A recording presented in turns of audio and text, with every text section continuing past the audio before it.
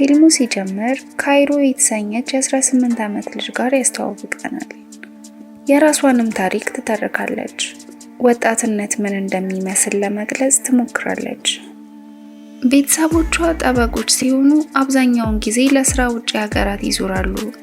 አብዛኛውን ጊዜ እሷን ብቻዋን ነው የምትኖረው። ካይሮ ጸሐፊ ናት። ብቸኝነቷንም የምታሸንፈው በመጻፍ ነው። አንድ ቀን አንድ አስተማሪ ትተዋወቃለች። ጆናታን ሚለር የሊትሬቸር አስተማሪ ነበር። ክላስ ውስጥ ቀድማ ትገባለች።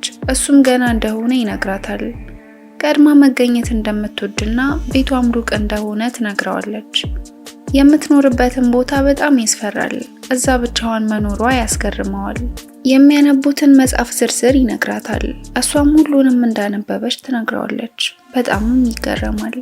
ጓደኛዋም ትወጣና አብረው ይወጣሉ።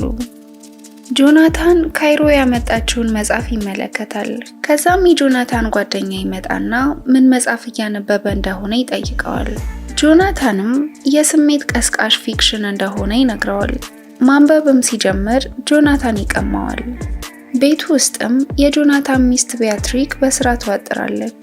ሊያወራት ቢሞክርም እሷ ግን መልስ እንኳን ልትሰጠው ብዙም አልፈለገችም።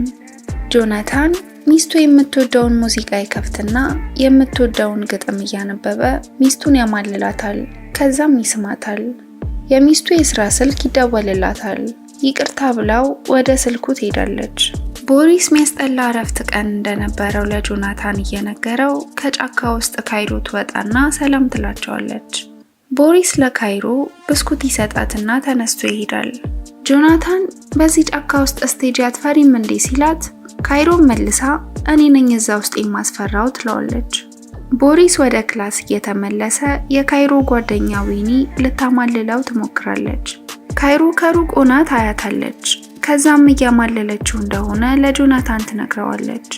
ዊኒ እና ካይሮ ቤታቸው ሆነው ዊኒ እያጨሰች ነበር። ስለ ወደፊት ህይወታቸውና የሚገቡበት ኮሌጅ እያወሩ ነበር። የምትጽፈውን መጽሐፍ ምን እንደሆነ ዊኒ ትጠይቃታለች። አይዲያ እንደሌላት ካይሮ ትመልስላታለች። ዊኒ መልሳ በህይወት እንዳለሽ ስሜት እንዲሰማሽ የሚያደርግሽን ነገር ጻፊ ትላታለች። ከዚያም ካይሮ ከቦሪስ ጋር መሆን ፈልገሽ ነው የምር ትላታለች። ዊኒ መልሳ አዎ የመጀመሪያዬ ስለሆነ እድሜ ተለቅ ካለ ሰው ጋር ነው መሆን ፈልገው ትላታለች። ከዚያም ጆናታን ሁሌ ከሌሎች ተማሪዎች ለይቶ እንደሚያያት ትነግራታለች። ካይሮ ግን ውሸት ነው ትላታለች። ክላስ ውስጥ እየተማሩ ካይሮ ጆናታንን በጣም ታየዋለች። ጆናታን ከክላስ በኋላ እንድታናግረው ይነግራታል። ቦሪስ እራት እነሱ ቤት እንዲበላ ይጋብዘዋል። ቦሪስ ሲወጣ ጆናታን ሙዚቃ ከፍቶ መደነስ ይጀምራል። ካይሮ ከጀርባ ሆና እያየችው ነበር። ሲያያት ያቆማል። ከዛም አብረው ማውራት ይጀምራሉ። በጣም ተሰጥኦ ያላት ገጣሚ እንደሆነችና አብራው የግጥም ዝግጅት እንድትታደም ይጠይቃታል። ከዛም ለሚድተርም የምትወደውን ደራሲ መርጣ አጠር ያለ ግጥም እንድታዘጋጅ ይነግራትና ይለያያሉ። ዊኒ ትመጣና ካይሮ ይዛት ትወጣለች። ጆናታን ሚስቱና ቦሪስ ራት ለመብላት ይወጣሉ። ጆናታን ከጸሐፊ በላይ ጥሩ አስተማሪ እንደሆነ እናም መጽሐፍ ብዙም ተሰጥኦ እንዳልሆነ ይነግሩታል። ጆናታንም በንግግራቸው ይከፋል። ካይሮ ጆናታን የቀጠራት ቦታ ትሄዳለች። እዛም ይገናኛሉ። የግጥም ፕሮግራሙ ካለቀ በኋላ ውጪ ቆመው ለረጅም ሰዓት ያወራሉ። በቀጣይ ቀን ካይሮ ለጆናታን እና ቦሪስ ቡና ታመጣላቸዋለች።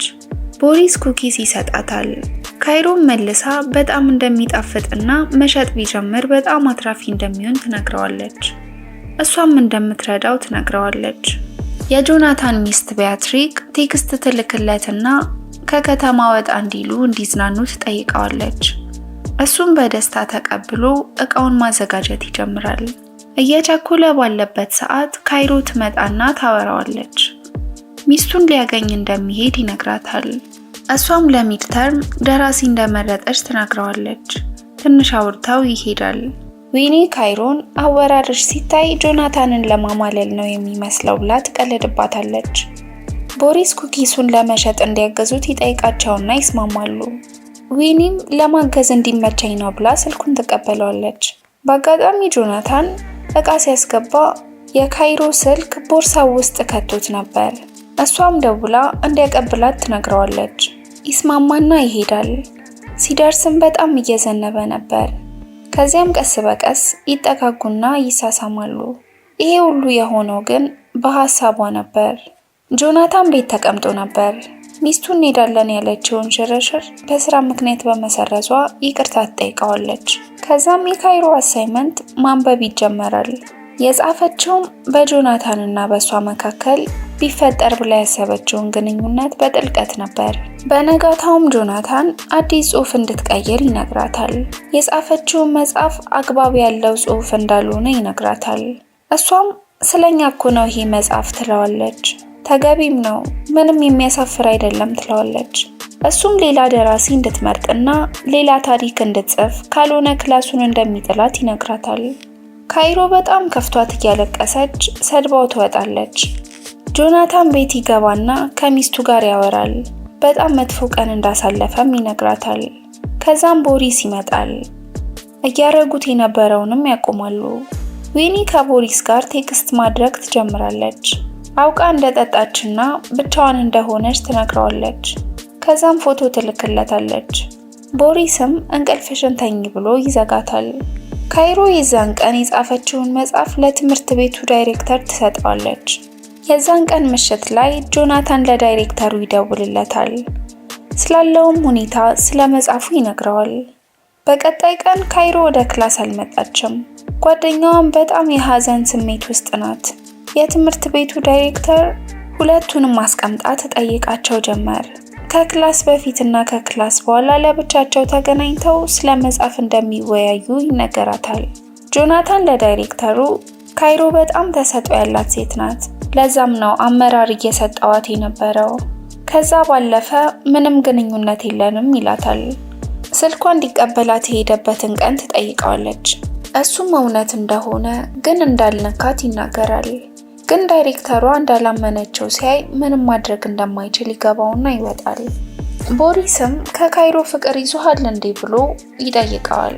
ጆናታን ግን እንደዛ እንዳልሆነ ተማሪው ብቻ እንደሆነች ይነግረዋል።